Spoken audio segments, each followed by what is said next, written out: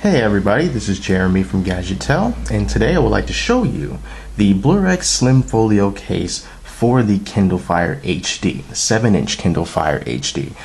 You can pick up this case right now on Amazon, and it is currently $5.99, which is the cheapest that I have seen it. And I've reviewed a Blu-Rex case before for the Nexus 7, which is this right here, and I found it to be an exceptional case for the price. Very awesome.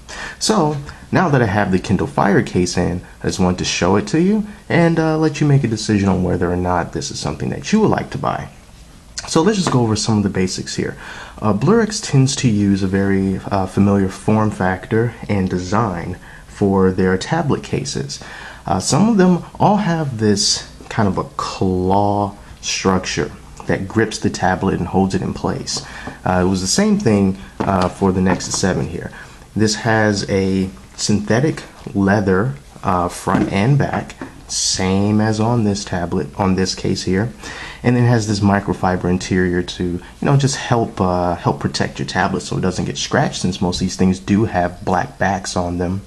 And even though the structure of the cases are the same, they are not the same case. So they're not just being repurposed for anything that's a 7-inch tablet. So as you can see here, this is the Kindle Fire HD case, and this is the Nexus 7 case.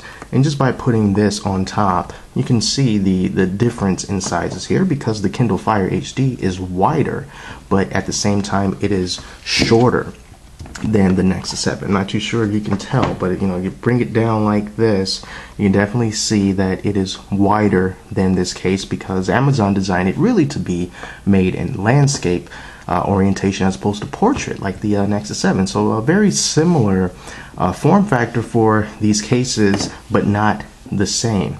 So let's just go over some of the features of this case here. Now, like I said, it has the microfiber interior. It has the speaker holes on either side to accommodate the speakers on the Kindle Fire HD, which you can see right here.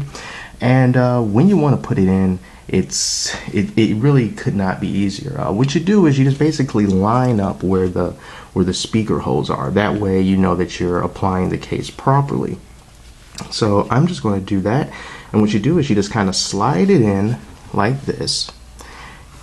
And you're like, oh, well, it doesn't fit. Well, yeah, it does. All you have to do is just make sure you put it down in the clamps like that, and then you can just shake it around and see that it is plenty secure. It's not going to go anywhere. Another cool thing about this case is when you close it, and well, you know what? This is something I wanted to point out. When you go to close it, you can see it's like doesn't quite go over, as if it should have been spread out a little bit more. But one thing that I have noticed is, even though it's quite hard, or not even hard, but just more difficult than I would have liked for it to be, closing it at first, it kind of adjusts the more and more you open and close the case. It almost like it gets acclimated to how it's supposed to be stretched. So you can just open it, and the more you do this, the more it just kind of begins to understand this is, I'm supposed to stretch out a little bit more. So, well, not necessarily a deal breaker, just a little something to be aware of. Now, here's another cool thing about the case as it opens and closes. There's a magnet on the inside. So when you close it, the screen goes off. And when you open it, the screen goes back on, just like it was on the Nexus 7. So, it's off, on, off, back on.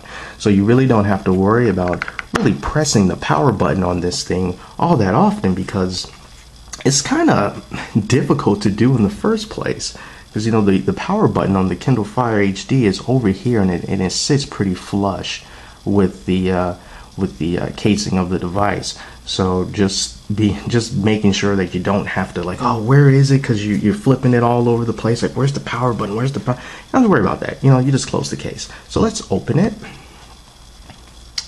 and let's just put it in landscape mode like it wants you to. Unlock it and see this is the home screen here.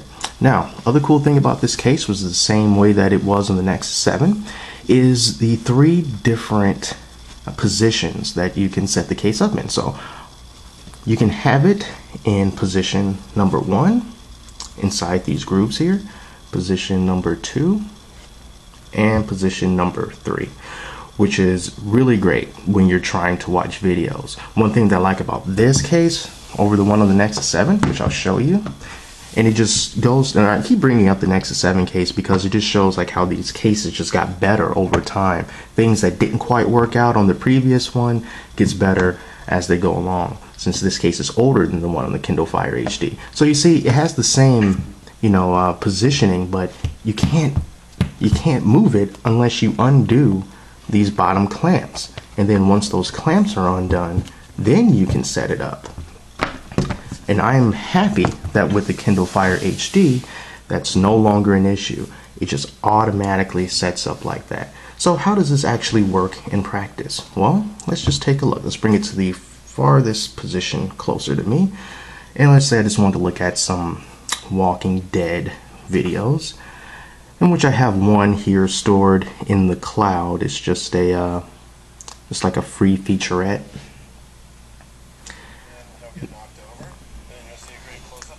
And it starts up.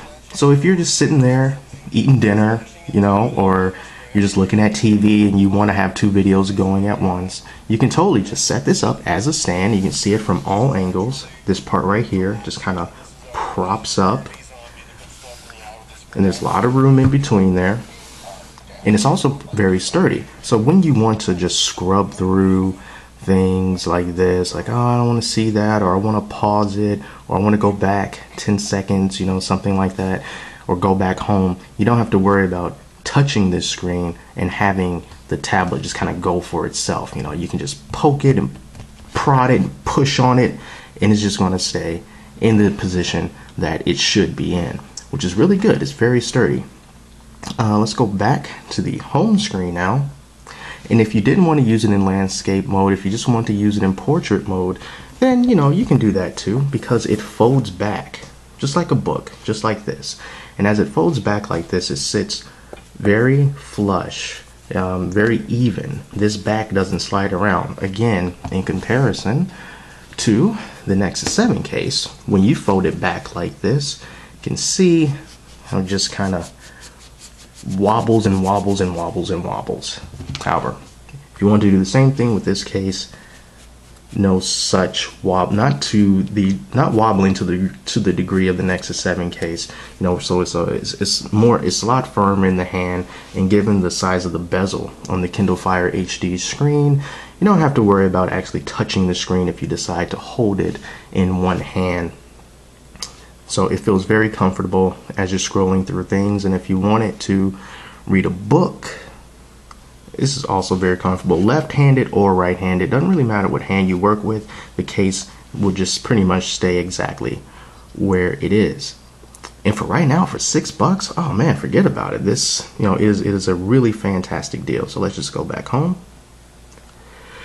And other things that's not present on this case, which I think is pretty much a good thing.